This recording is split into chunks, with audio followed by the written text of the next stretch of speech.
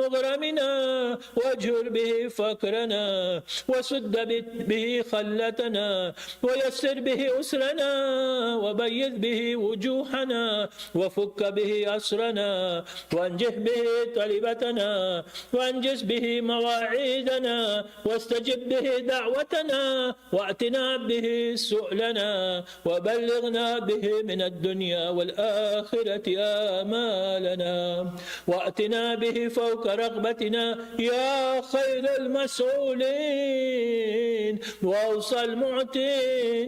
اشف به صدورنا، وأذهب به غيظ قلوبنا، واهدنا به لما اختلف فيه من الحق بإذنك، إنك تهدي من تشاء إلى صراط مستقيم. وانصرنا به على عدونا وعدونا إله الحق آمين. اللهم إنا نشكو إليك فقد نبينا صلواتك عليه وآله، وغيبة ولينا، وكثرة عدونا، وقلة عددنا، وشدة الفتن بنا، وتظاهر الزمان علينا. فصل على محمد وآل محمد، وإنا على ذلك بفتح منك تعجل، وبذر تكشف، ونصر تعز، وسلطان حق تظهر، ورحمة منك تجللناها، وآفية منك تلبسناها، برحمتك يا أرحم الراحمين.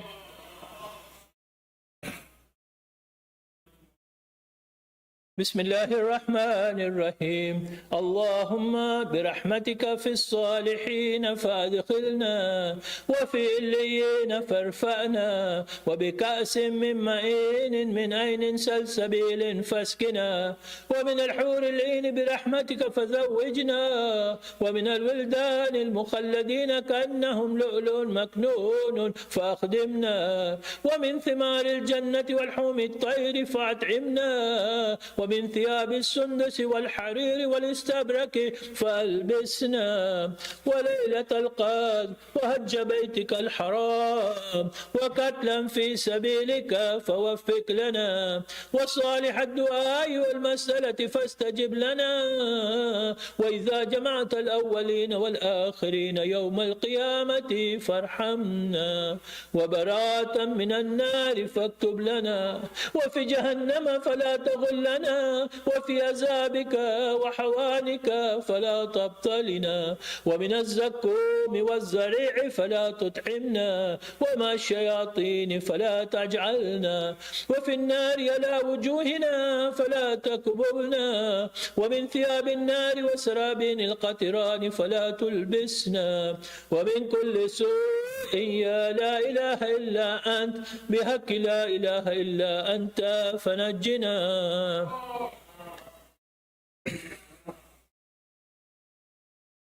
بسم الله الرحمن الرحيم.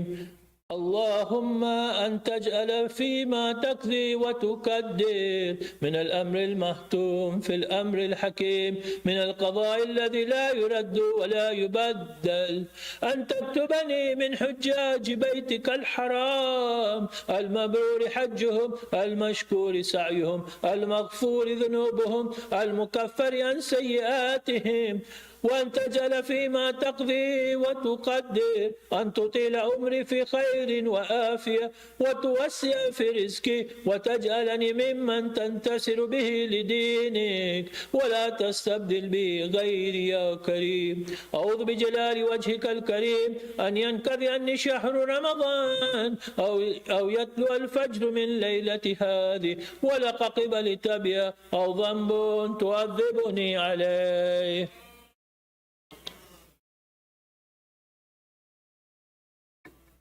بسم الله الرحمن الرحيم.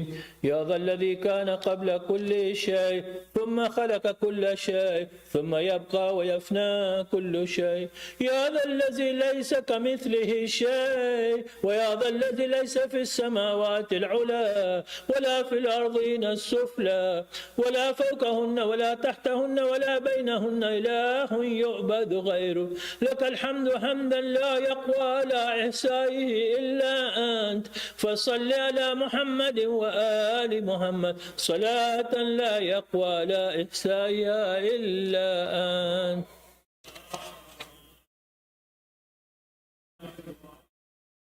بسم الله الرحمن الرحيم. إلهي وقف الساعلون ببابك ولاذ الفقراء بجنابك ووقفت سفينة المساكين على ساحل بحر جودك وكرمك يرجون الجواز إلى ساحتك رحمتك ونعمتك.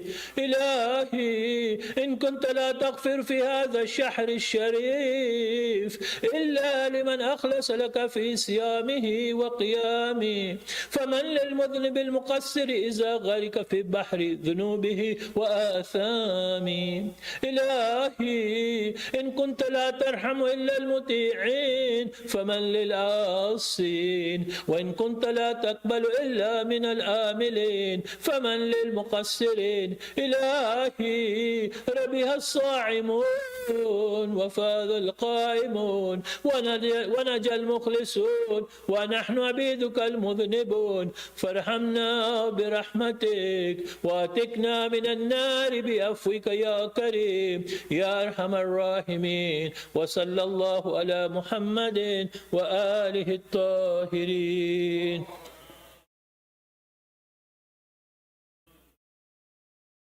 اللهم صل على محمد وآل محمد. بسم الله الرحمن الرحيم. اللهم ادخل على أهل القبور السرور. اللهم اغن كل فقير. اللهم اشف كل جائع. اللهم اكس كل عريان. اللهم اقض دين كل مدين. اللهم فرج عن كل مكروب. اللهم رد كل غريب. اللهم فك كل أسير. اللهم أصلح كل فاسد من أمور المسلمين.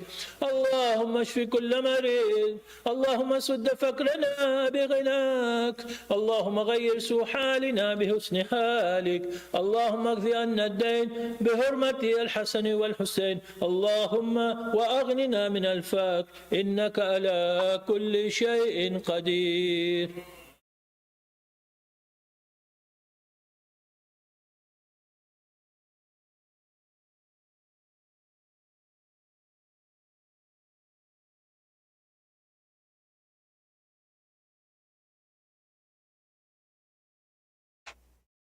Sayyid Shabir, my dear community members, Assalamu alaikum.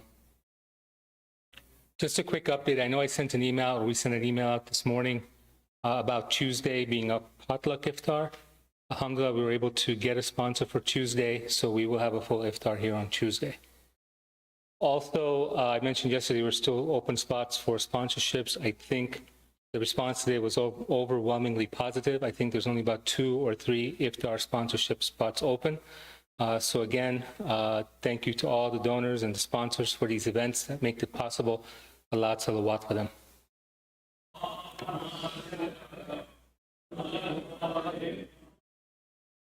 We have been talking about some of the initiatives that are planned for this year and beyond, and I'll share more about the beyond. For this year, though, one of the big things that we had targeted was the start of what will lead to a full-time Islamic school here in the future. This year, our goal, I talked about the RISE Academy online and starting a hybrid, what's called the micro school model here in Allentown. We had overwhelmingly positive response in the first meeting. I think about 35 families that joined in that session.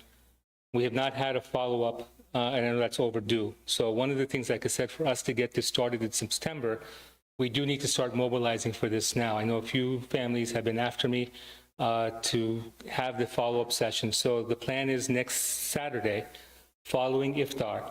I will send out the announcement where we'll meet, but we'll meet after Iftar next week. And ideally, those who are looking to enroll their kids, the goal initially, we start with younger kids, grades 5 and under. That is the plan, right? So again, just a reminder for those families that may have missed the first session, the hybrid school or micro school model is basically coming here. I've already arranged it. We're going to have rooms here to do this. But basically having an online, or I'm sorry, a live learning coach, teacher, instructor, and an assistant work with your children while they're conducting their online training or their online school. So the school is still online. They'll bring their laptops, they'll wear the headsets, and they're going to be taught by a professional teacher through the RISE Academy. The learning instructor that's here, or the instructors that are here, will work with the kids while they're going through their exercises with the teachers online, as well as we'll have activities here for them, field trips and other things that will be conducted for them here, including namaz and other things during the day. Again, it'll be an Islamic environment that will be, they'll be getting a formal, certified or accredited education in an Islamic environment. So this is the model where some parents would like to go to a homeschooling model, but unfortunately, both parents are working. This model works very nicely because you're still getting that in an Islamic environment with learning coaches and professional teachers that are online. So I'll send out an updated announcement, but that meeting will be after Iftar next Saturday. Again, I want to acknowledge all the people who are working hard. It's great to see everybody come work together in the month of Ramadan. I know setting up, tearing down every day, those who work in the kitchen, those who make the sacrifices and the donations and things to make these programs happen, not just in Ramadan, but throughout the year. So with that, following preceded by a loud salawat, let's remember all the marhumeens of these families with the Surah Fatiha.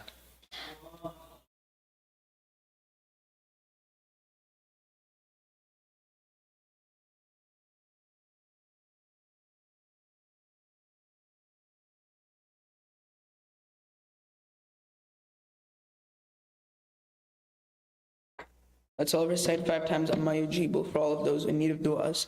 Bismillahir Rahmanir Rahim. Amma yujibu al-mustarra iza da'ahu wa yakshifu as-su'. Amma yujibu al-mustarra iza da'ahu wa yakshifu as-su'. Amma yujibu al-mustarra iza da'ahu wa yakshifu as-su'. أما يجيب المضطر إذا دعاه ويكشف السوء أما يجيب المضطر إذا دعاه ويكشف السوء اللهم صل على محمد وآل محمد. Let's welcome Sayyid with Allah salawat ala Muhammad wa Ali Muhammad.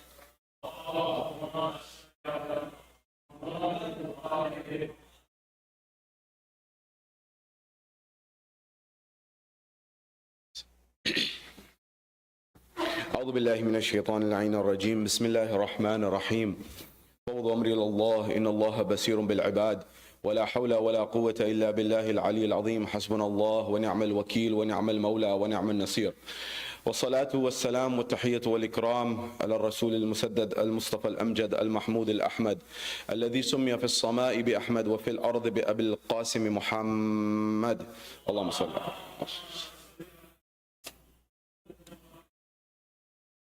وعلى أهل بيت الطيبين الطاهرين المعصومين المظلومين المنتجبين الذين أذهب الله عنهم الرجس وطهرهم تطهيرا. وقل رب اشرح لي صدري ويسر لي أمري واحلل عقدة من لساني يفقه قولي. أما بعد قال الله تبارك وتعالى في كتاب الكريم بسم الله الرحمن الرحيم إنا أنزلناه في ليلة القدر صدق الله العلي العظيم. زينوا مجالسكم بالصلوات على محمد وآل محمد اللهم صل. My respected elders, brothers and sisters in Islam and Iman here in Allentown or across the globe, wherever you may be hearing my voice, Salamun alaikum jami'an wa rahmatullahi wa barakatuh. Question, what is aql? What is ishq? On this journey of pursuit of Kamal, in the last few nights, we've been discussing what is this marker of achievement of Kamal. And in a broad sense, our conversation is about how to live Islam. Not just discuss it as a noun, but live it as a verb, as in actually implement that layers. There have been people who have discussed this, and those things are important as well. And there are people who will tell you about how Islam teaches you how to die, Islam will teach you about the hereafter, which is all very important. But my focus is going to be on another dimension of the equation, which is the part about how to live Islam, how to live in this world, how to actually achieve through virtue of your faith and your iman. And to that end, we talked about some elements yesterday, and I want to advance that conversation. And tonight I want to add to it and try to get us towards the real essence of what we're trying to discuss here. To that end, I want to discuss with you a few things. First of all, the preliminary element. These sources and resources that we're looking at, what does it have to do with Islam? Is it with Islam or against Islam? Does Islam give me the space? Does Islam give me the capacity to use other tools in order to investigate the deen? And if so, what are those tools? And what are the parameters around using those tools or not using those tools? Number one. Number two, what is aql? What is ishq? What is the relationship between the two? How is it that they have pros and cons on both ends? And it's important for us to understand these so that we can maximize our potential in this world. And the final element that I want to look at is building on what I mentioned yesterday and also the verse that I recited at the beginning. What is the concept of destiny in Islam? And how does that relate to Laylatul Qadr, which is later in this month? And how does it have to do with your life and my life? Is what has been written by Allah written? Or are there other examples that we've seen from the prophets, from the imams, in order to see how things may actually change based on the inputs, how the outputs may change? These are our agendas for what we'll look at, and how Imam Hussein exemplified the balance between aql and ishq on the plains of Karbala. This is our agenda for this evening. Wherever you are, here in Allentown or across the globe, from the bottom of your heart, send a salawat ala Muhammad wa ali Muhammad.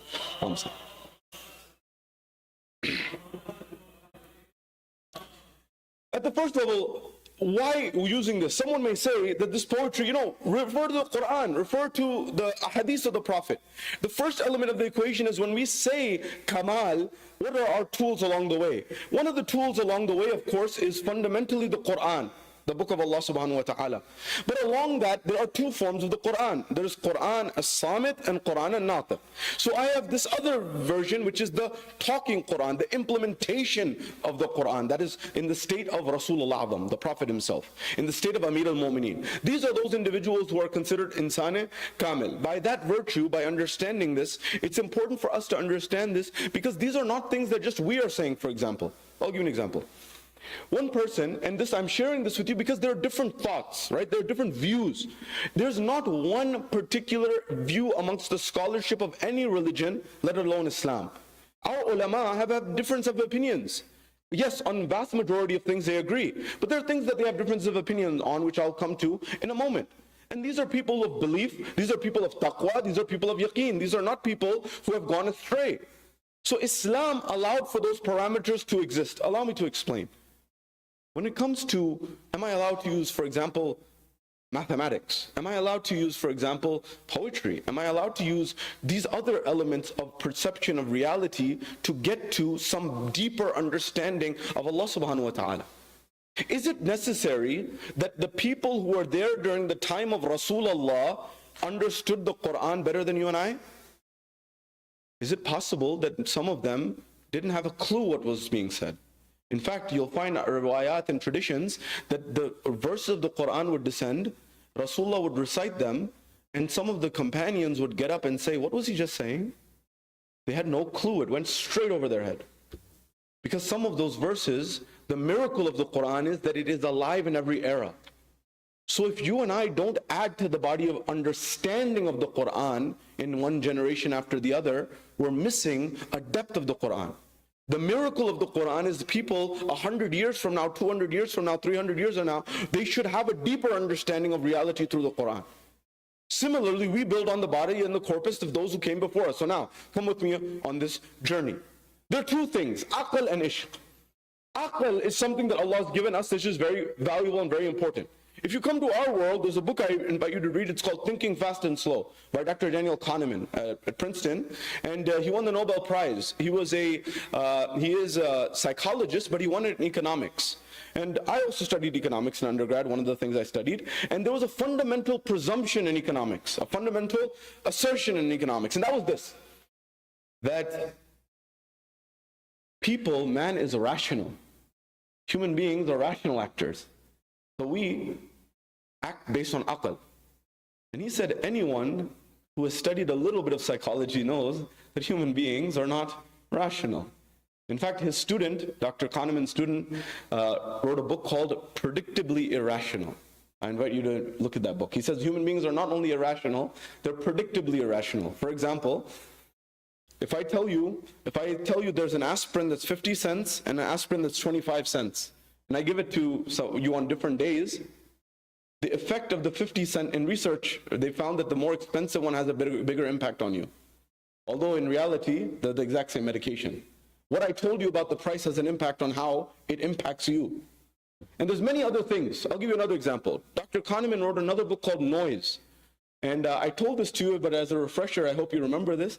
If you're ever applying to, UPenn or Princeton or Harvard or, any of the universities, the fantastic universities around the Northeast, before you go, make sure you check the weather. They found an experiment, Dr. Kahneman mentions in his book, that two identical students, identical resume, identical grades, identical everything, they've even been identically prepped for their answers. They both went to the admissions interviews, and one of them was accepted, one was rejected, consistently. Why? Because the experiment, the psychologists, the scientists, the empiricists, they were controlling the variable that they were looking at. And they said there was one thing that was different, and the only thing that was different between A and B was the weather when they went for the interview. And the weather was impacting who? The weather was impacting the admissions counselor. When it was sunny, they gave admissions. When it was raining, they declined. And when they asked the admissions counselors what changed, they themselves didn't know. This is called unconscious bias. You know unconscious bias? So our brains, in thinking fast and slow, for a simple concept, we have this prefrontal cortex, the frontal lobe, which we do our mathematics and intense thinking and things of that nature. But we also have something called the amygdala and the limbic system and the emotional brain, as they call it. System 1 and System 2. So System 1 says, look, System 1 is fast. It moves really fast, but it's also emotional. System 2 is more deliberate, slower, the frontal lobe, but it's where we do mathematics, buildings, architecture, and all of the dense stuff. Anyways, what's the point that I'm mentioning at? When you have anger, it comes from what we call System 1 as well. When we have, emotionality, irritability, all of these things, that comes from System 1. I was in Dallas one time lecturing, and I was telling this to a group of children in the madrasa. I was giving a talk, and I said this, and one of the students said, say it. So System 1 is fast, emotional, all of this, yeah.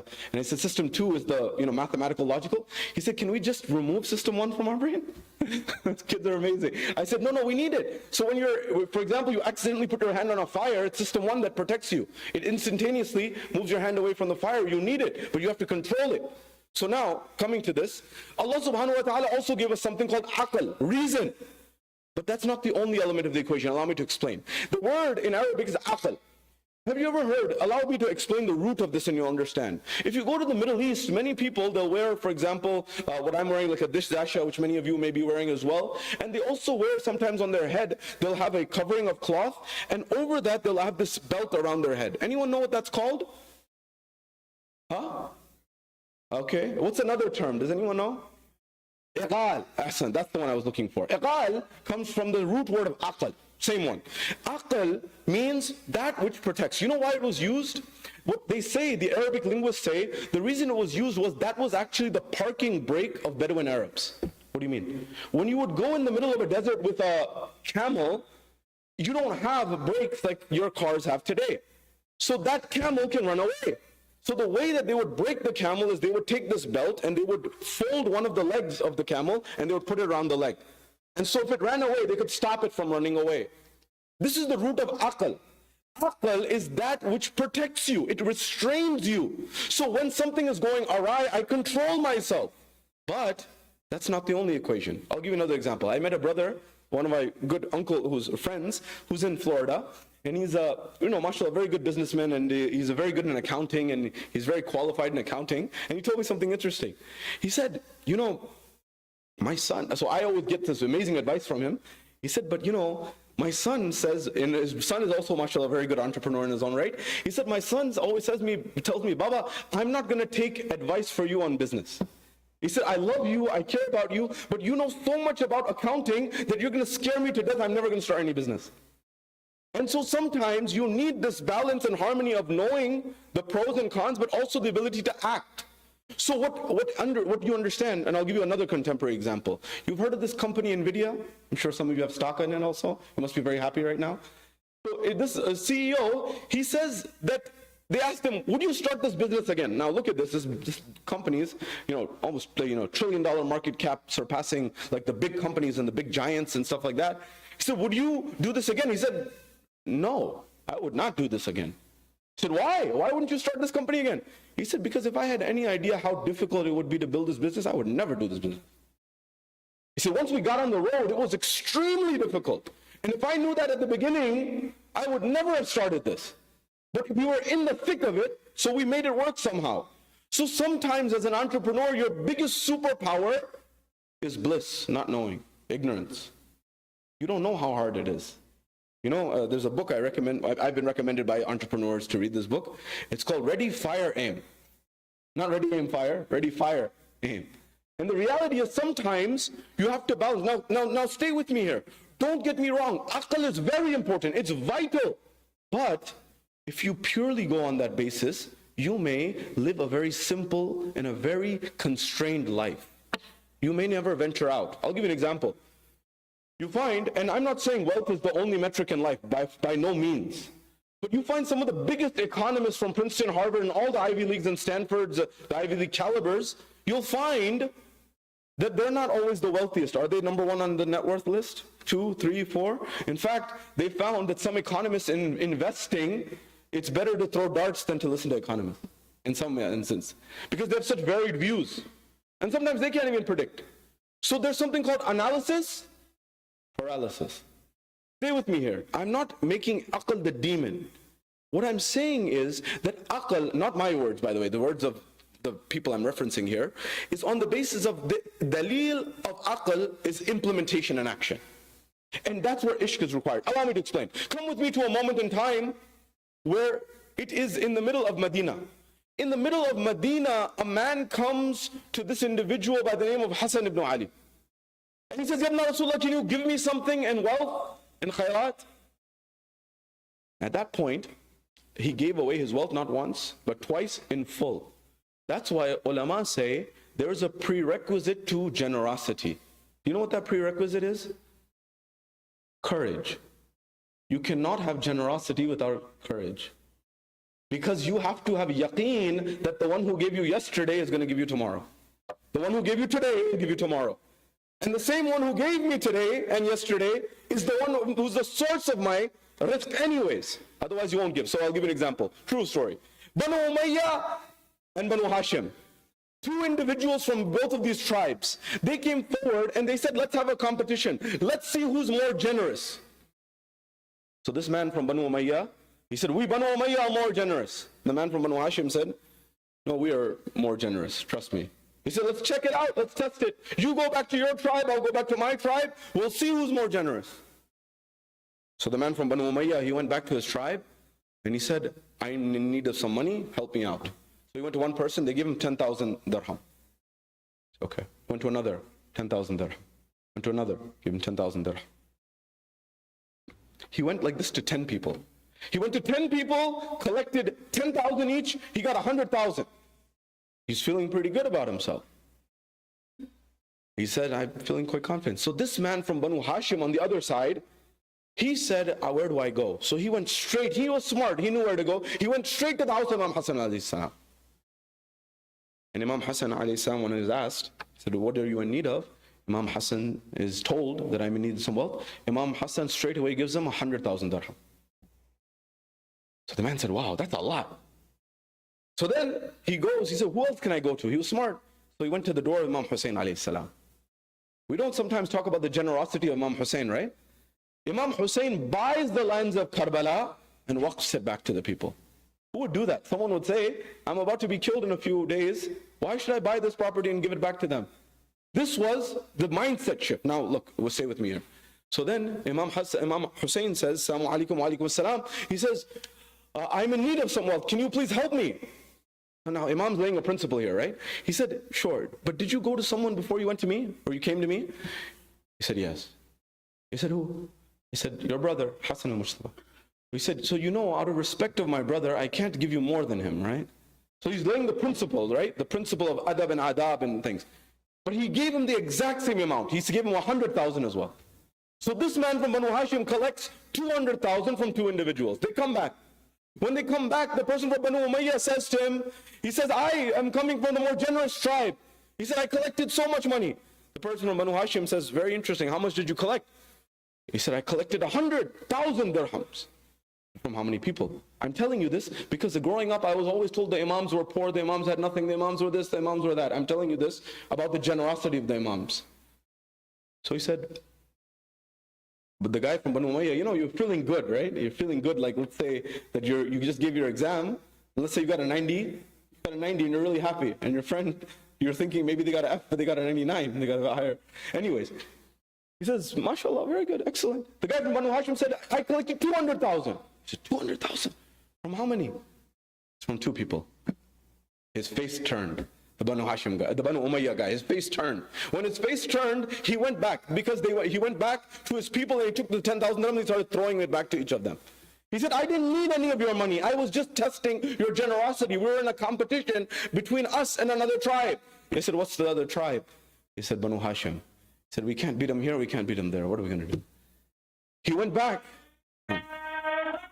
Ya Ali, ya Ali. But here's the kicker. Allahumma salli ala Muhammadin wa ali Muhammad. Here's the kicker. The man from Banu Hashim went back, and when he went back, he found Imam Hassan, Imam Hussein at the dastakhan of Imam Hassan. Imam Hassan is feeding people, by the way, right? Day in and day out. You remember the waqah in Ramadan, you'll remember that Imam Ali used to eat very humble, but he would send people to the dastakhan of Imam Hassan. Anyways, he finds Imam Hassan, Imam Hussein sitting there. And he comes back and he says, Yabna Rasulillah. He said, oh Imam Hassan, oh Imam Hussein, you are the ones who are known as Sayyid al-Shabab Ahlul Jannah, right? Rasulullah, all Muslims accept. There's no doubt that Al-Hassan al-Hussein, Sayyid al-Shabab Ahlul Jannah, right? All Muslims accept that Rasulullah said, Husaynu minni wa ana min al-Husayn. By the way, sometimes we mistranslate this, Sayyid al-Shabab Ahlul Jannah. So we say they are the masters of the youth of paradise. It's not Sayyid al-Shabab Jannah.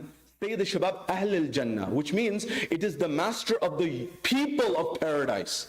There are people of paradise here in front of me. You don't have to be dead to be people of paradise.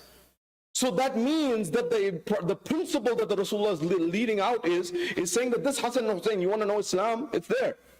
So now, he says, Ya Rasulullah, we didn't need this money, Imam Hassan, Imam Hussein, we'll give it back to you, but we were just having a competition between Banu Umayyah and you.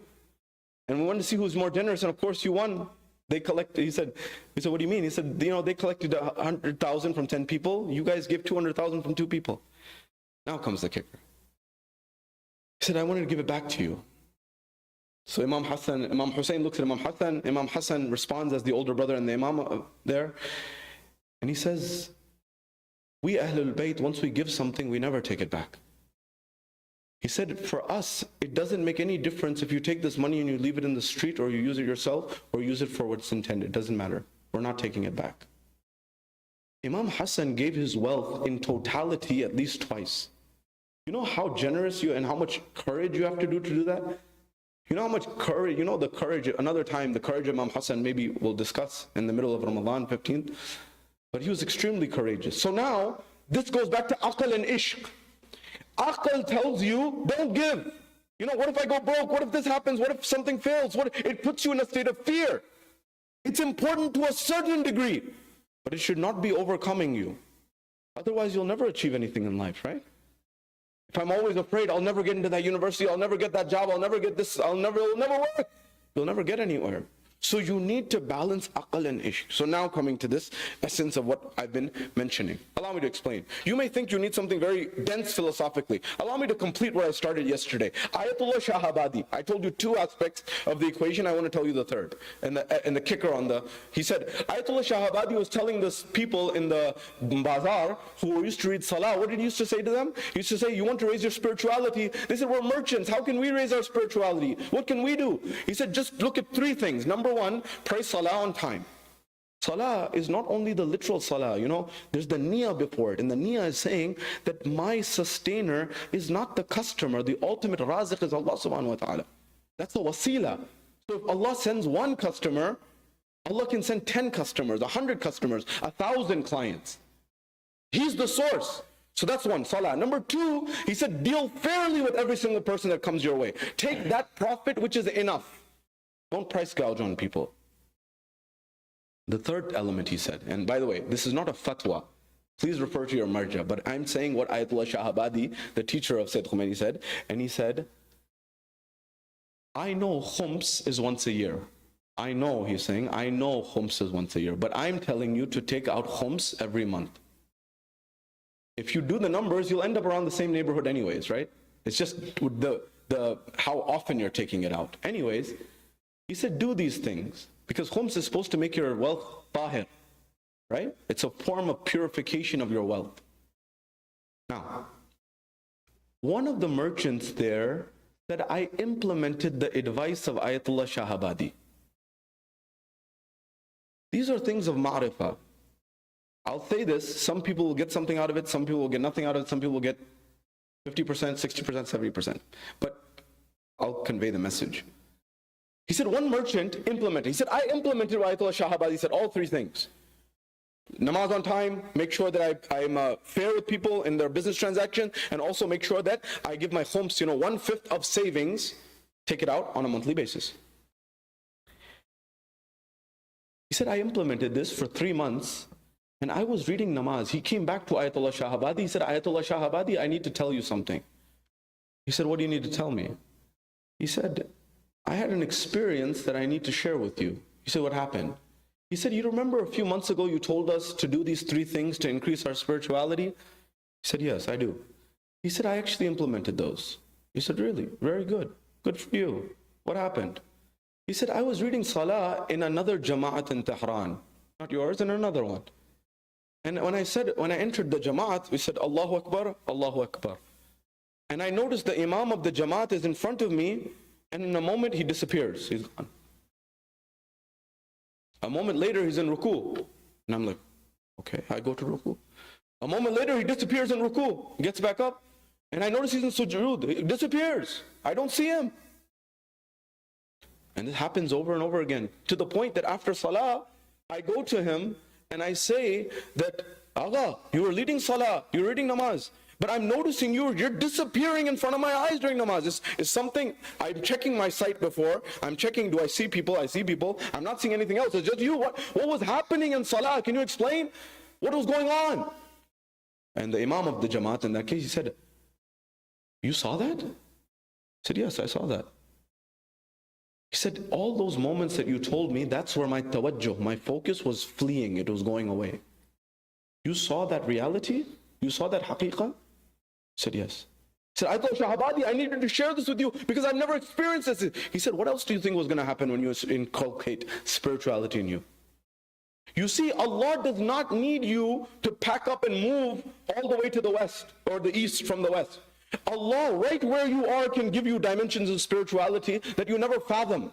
The question is, it starts with ethics, it starts with akhlaq, it starts with morality, and it starts with conviction towards Allah subhanahu wa ta'ala. So that's why it's important for us. Now, for us, it's very difficult to understand these things, and that's where I'm opening the door of understanding. There's 2 things I need to explain to you very quickly. Number 1, there's a philosopher that you may have heard of, his name was Descartes. René Descartes. When you do mathematics, in mathematics you have the XY plane and you draw out the graphs. That's called the Cartesian plane, right? The XY plane, Z plane. So it's named after Descartes. Descartes is known for his very famous saying, cogito ergo sum. I think, therefore I am. And so he did a few thought experiments. And in the thought experiments, he said that, can my senses delude me? Can my hearing delude me? Is it possible to hear something that's not really there? Is it possible to maybe think I see something that's not really there? Is it possible that these things happen? By the way, we sometimes have gotten so Western-centric, we've forgotten Islamic history. Many centuries before cogito ergo sum, Descartes was 500 years ago. Before him was a man by the name of Avicenna or Ibn Sina, who wrote Al-Qanun fi Tib, and he gave an experiment called the floating man or the flying man well before that. And he imagined himself in a chamber where the limbs and all the body parts are separated. They're separated, but there is still something that recognizes that I exist, which is the soul. But we forget that aspect of the equation. You know, sometimes somebody sells you your own thing back. I'll give you an example. You ever heard of the word mogul? A fashion mogul, somebody who's a big deal. That comes from Mughal. It comes from India. There's many words that you'll find that originate in the Persian belt, in Arabian, Urdu languages that came into English. And you may hear them in English and think they're originally from English. I went to the British Museum in London. I was like, mashallah, wow, all these stolen artifacts, mashallah, from all over the world. And it's called the British Museum. Maybe you should give it another name. So we should not have an inferiority complex about this notion. You should understand what is the haqiqah, what is the reality. Just because a thief wears a suit doesn't mean he's any better of a thief. The reality of the matter is we should not be dissuaded, we should not be fooled. You know, I was looking at English breakfast tea. I was in London, tea is a big deal there. And I'm reading all of this, and all of the leaves come from Kenya. It's called English breakfast tea, mashallah. Subhanallah. This is a strange world we live in. And it's important for us to understand the sources. So now coming and putting all of these pieces together about the spiritual dimensions and putting all of these, I'm coming to the crux of the main essence of understanding what was being said here. But before that, you need to understand the Islamic basis. Is this poetry allowed? Is other tools allowed? Are they allowed? Are they not allowed?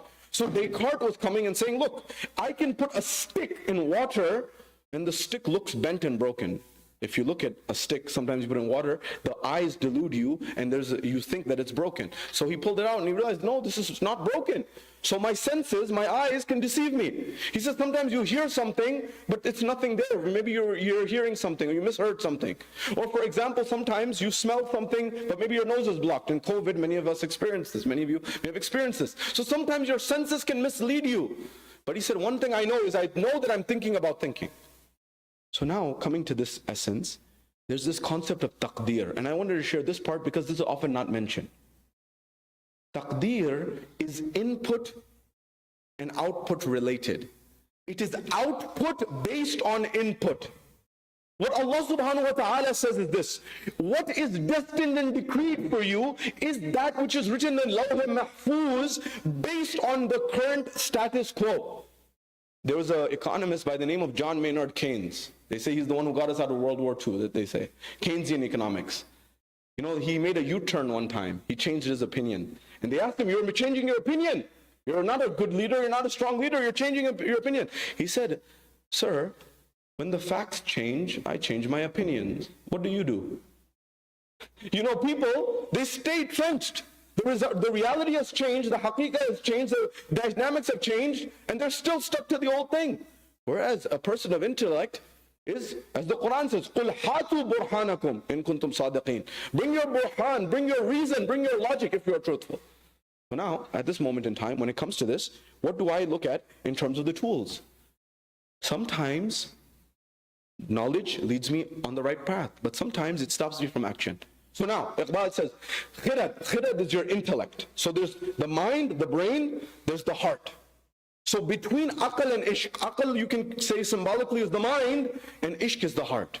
These two need to be in unison for us to succeed and to make things happen. I take you back to the Imran Khan example, right? 20 doctors said it's impossible. 19 said not gonna happen. 1 said can happen, but very difficult, and it can't be free. Those guys were the most educated. But you needed someone who had that obliviousness that the NVIDIA CEO had, that obliviousness about not knowing why this can't happen. That's what makes happen. I'll give you Roger Bannister. You know Roger Bannister? Before Roger Bannister, he's the first person on record who broke the 4-minute mile. Nobody could run 4 minutes, a mile within 4 minutes. People thought it was impossible. 100 years ago, people said it's impossible for you to run 1 mile in under 4 minutes. He broke that record 1 year, but here's the kicker. For centuries, no one broke it. The year he broke the record, 12 other people broke it with him. As soon as one person saw it done, everyone said, oh, if he can do it, I can do it. So everything in life is impossible until it's done. This is what Islam was looking at. So he said, khirad is your intellect. Khirad ne keh bhi diya, la ilaha to kya hasil, dilo nigah musalman nahi to kuch bhi nahi. He said, if your intellect says la ilaha illallah, very good, but your actions, your dil, your heart and your vision needs to demonstrate la ilaha illallah. So now come with me and I'll conclude here. Idols You know, sometimes I have this conversation wherever I go. Good-hearted young people, and now even people who are going into their middle ages and things of that nature, they don't understand this concept of, dargahs or alams or, tazia and things like that. And the reality of the matter is, we can have a discussion for that another day, and it's possible again for two realities to be the same. I remember the Tesla example I gave you the other day. By the way, if you have a Tesla, no offense, huh? It's also the safest car on the road. But what I'm saying is something can be true. So for one person, yes, it's possible that something can be shirk, and for another person, it's not shirk. Because the reality is how you perceive something and how you look at something makes all the difference. If I think that this is independent of Allah, then that's shirk. But if I think that everything is, as Isa said, bi'iznillah, as Musa did bi'iznillah, as every prophet and every awliya did bi'iznillah, then that's different. So now why am I saying this to you? Because what if I told you that idols are not only physical? What if I told you that idols can be invisible to the eye? What if I told you your status symbols are idols? What if I told you other things? Not my words. Again, Iqbal. Khudi ka sirr niha, la ilaha illallah. Khudi, the concept that we've been talking about reliance on Allah subhanahu wa ta'ala. Sirr means secret, hidden secret. Niha, sirr nihas. You know, وَالسِّرَّ الْمُسْتَوْضِعَ فِيهَا. We say for Bibi Fatima, right? The secret of which she is buried. The secret, the hidden secret of Khudi is La ilaha illallah. Remember, he inverted the verse of the Quran, Surah Hashr. If you forget Allah, Allah makes you forget yourself. But if you remember Allah, then Allah will make you remember that which benefits yourself. So he says, Khudi ka sirr niha la ilaha illallah. Ye daur apne barahim ki talash mein hai. Sanam kada hai jahan la ilaha illallah.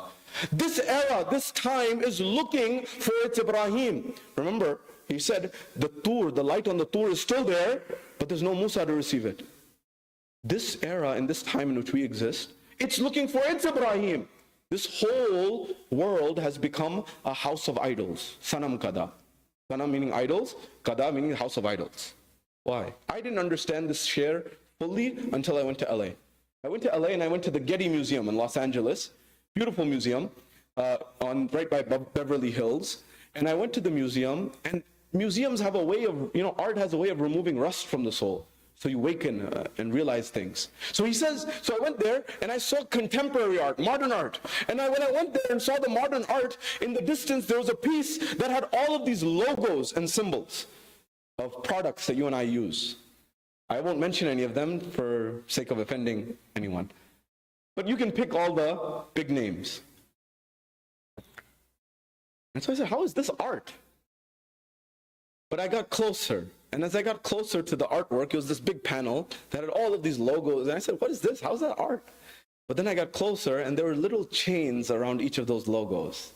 Chains. And in the corner, the title of the artwork was Materialism. And I got it. All of the isms are also idolatry. Your status symbol is an idol. So the idols are not physical idols only. The idols are also the idols in your mind. The idols are also the ones in your heart. Warren Buffett says, I invest in those companies that have the most valuable real estate. You know what the most valuable real estate in the world is? It's between these two ears, in your brain. He said, I invest in companies, Buffett says, I invest in companies that own real estate in people's brains. So what idols, if you want to know what your idols are, just look at one thing. Who are you trying to impress? You'll know who your idols are. Allah wanted that you and I don't bow down in front of any idol except Allah subhanahu wa ta'ala. And in that you emancipate yourself, you free yourself. So the essence of Islam is this. Understand that Ibrahim was destroying the idols in his era, in his time. But the idols that you and I have, they are different, but they're the same principle and the same concept. You think the idol has to be visual. Remember, Descartes and Avicenna said, you don't have to perceive with your eyes. I ask someone right now, show me with your naked eye, where is Wi-Fi? I can't find the chand without the naked eye. I can't find Wi-Fi, right? Find Wi-Fi. I said, no, I can't perceive it with my eyes, but I know I can detect it in a lab. So it's not necessary that what is seen, what is felt is exactly the only reality of the matter. So here is the concept. Khudi ka sirr neha la ilaha illallah. Ye daur apne barahim ki talash mein hai. Sanam kada hai jahan la ilaha illallah. So understand that essence. Agarche budh hai jamaat ki aastinon mein. Mujhe hai hukm azan la ilaha illallah. Allah. I wish I could fully explain this, but he said that if there are these idols in the, they say that why this emerged, I don't want to get into the details of this, why did people begin folding their hands in Islam? There's a history behind. Some of them used to keep idols in their sleeves. Iqbal had read that and he knew that had happened. But he said there's still idols in our sleeves today during namaz. It's just you don't see them. They're the idols of, do I have a bigger house than my neighbor? Do I have a nicer car than my neighbor? Do I have a nicer shirt than my neighbor? Do I have a nicer... Those isms are your idols. And as much as you have to break those physical idols, you have to break the spiritual idols. The idol of a status symbol. I'm the this or that or the other. I'm this, these idols are just as alive. And that's what Imam Hussein was saying on the plains of Karbala. إِن لَمْ يَكُنْ دِينٌ وَلَا تَخَافُونَ الْمَعَادِ فَكُونُوا أَحْرَارًا فِي دُنْيَاكُمْ. If you have no belief in the hereafter, you have no religion, at least be free in this world. Imam Hussein, the people that you are addressing, they are the wealthiest of society. They are the strongest of society. They have the most power and the most people. And yet you're saying they're not free? And Imam Hussein alayhi salam would perhaps say, no, they are the biggest slaves. Didn't Umar ibn Sa'ad, Imam Hussein, Umar ibn Sa'ad is the son of Sa'ad ibn Abi Waqqas. If you ask our brothers in Islam, Sa'ad ibn Abi Waqqas is one of the Ashra Mubashshara. He's one of the 10 granted paradise. And his son is Umar ibn Sa'ad. Imam Hussein says to Umar ibn Sa'ad, you don't know who I am? You don't know that Ayat Tathir was revealed for our family? You don't know that Surah Dahr, Surah Halita al-Insani Hina min ad-Dahri, Lam yakun shay'an mazkura was revealed for us, all Muslims except that Surah Insan, Surah Dahr was revealed for our family? You're the one who knows about Ayat al-Mubahila, you know about all of these ayat, and you're going to kill me? And he said, you're right. Umar ibn Sa'ad says, you're right. He said, then why? He said, leave this. He said, if you want money, I'll give you money. Imam Hussein said, I'm talking about the other side. Remember, we think the Imams were impoverished. Imam told Umar ibn Sa'ad, I will pay for your expenses to the end of your life. You don't have to work another day in your life. Who's going to say that? Imam Hussein says this to Umar ibn Sa'ad. You don't need to pay. I will pay for your expenses to the end of your life. He said, no, Yazid has promised me Rai, the governorship of Rai. And subhanallah, remember, what did the ayah say? Forget Allah, Allah will make you forget yourself. Remember Allah, the inversion, remember Allah, Allah will make you. Umar ibn Sa'ad killed Imam Hussein wanting to get the governorship of Rai, modern day extended Tehran. And subhanallah, he killed Imam Hussein, and history says he never got Rai. He never got it. So don't always, there's a concept of hedging. Hedge your bets. Downside risk. He had no concept of downside risk. He lost this dunya, he lost the akhirah. Islam says, know what the circumstance in the environment is. That's why Iqbal understood Karbala and he emphasized it so highly. And he said, the essence of Islam is understanding Karbala. Because the activity and the motion that Karbala sets in, it gives you the spirit of living, not dying.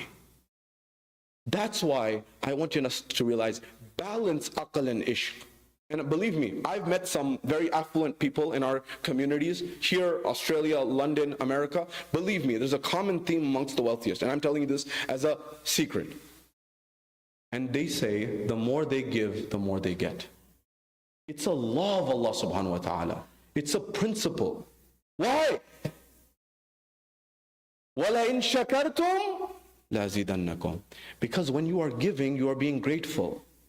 Ya Allah, you gave this to me. I didn't get it on my own. Yes, the intellect you gave me, you gave me. The effort, the ability to do effort, you gave me. What happened to Sayyid Khouy? When he was no longer able to get up on his own feet, they used to have to help him up. He said, today I understood what bihawlillah wa quwwati yaqumu wa qad means. Today I understood that, Ya Allah, I get up by your power. Sometimes you need to lose something to understand it. Mullah Nasiruddin, they say that he would wake people up by unconventional means. So there was a man in the middle of the bazaar who had a bag that was just a normal bag. Mullah Nasiruddin would do these things, and he came to the guy and he just grabbed his bag and started running. And the man didn't really seem to care about the bag a second ago, but as soon as he took the bag and started running, he started running after him. And so Mullah Nasiruddin runs for a long time. And eventually the guy is running after him, and Mullah Nasiruddin gets a little bit of an advantage, and then he drops the bag in plain sight and he goes and hides behind a tree. And when he goes and hides behind a tree, says, he's watching the scene, and the man comes back, he opens the bag, and he notices very simple, humble things, maybe a shirt or two or something like this. And so Mullah Nasiruddin comes out behind the tree. He said, what just happened? He said, I saw that you were in a state of distress a moment ago. When I had taken your bag and was fleeing, you were in a state of distress and worry and anxiety. And as soon as you found your bag again, you opened it, and you found there were just humble, meager things there, but your smile was enormous. He said, yes, my belongings are there. He said, what is this? Just some clothes. I have a bunch of them at home like this, but my belongings are there. I got it back. Mullah Nasiruddin says, sometimes you have to lose something to realize its value. Because when we have something for granted, we don't realize its value. And by giving, you show Allah subhanahu wa ta'ala that I appreciate this. It came from you, and it goes back to you. And it comes from you, and it goes through you. I'm just a vehicle of you. By the way, it's not just wealth, it's knowledge. It's ilm. It's time. It's wisdom. It's compassion. It's generosity. Did Rasulullah not say a smile is charity? Inculcate that, and you will truly understand the essence of what Islam is all about. It's a religion of giving, but in that giving, you get back tenfold in your own life, if not more. We pray we have the ability to give in the way of Allah subhanahu wa ta'ala, however He wishes that we do. And we pray that Allah subhanahu wa ta'ala increase our wisdom. And we pray that Allah hasten the reappearance of Imam Sahib as Zaman, allow us to be amongst His companions when He returns. A final request to please recite the Surah Al-Fatiha for your marhameen, for our marhameen, for all those who do not have someone to recite Fatiha for them, and for the sponsors marhameen. Al-Fatiha ma'as salawat. Bismillah.